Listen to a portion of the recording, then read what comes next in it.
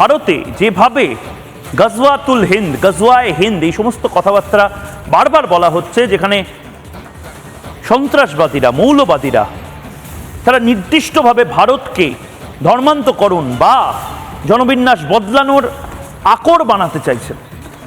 পাকিস্তানে ঠিক কি হয়েছিল একবার দেখাবো। পাকিস্তানে কিন্তু হিন্দুরা ভালো নেই, হিন্দুরা নেই। যে শতাংশ হিন্দু রয়েছে তারা এখনো টিকে থাকার চেষ্টা করছেন 70 বছর পরে।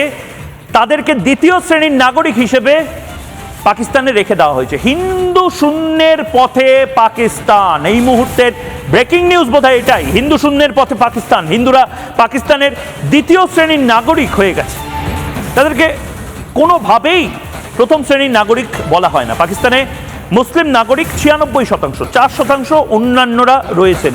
পাকিস্তানে হিন্দু নাগরিক 2.4%। ভাবতে পারছেন 2% পপুলেশন, সেটা নিয়েও এমন অত্যাচার, এমন ধরনের ঘটনা ঘটছে। মুসলিম প্রায় 24 কোটি পাকিস্তানে, 24 কোটি মানুষ যারা মুসলিম ধর্মে বিশ্বাসী।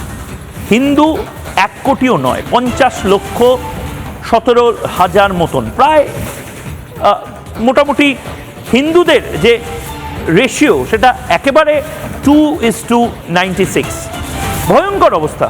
পাকিস্তানে হিন্দু নাগরিক এই 2.4%। এরাও এরপরে ভ্যানিশ হয়ে যাবে।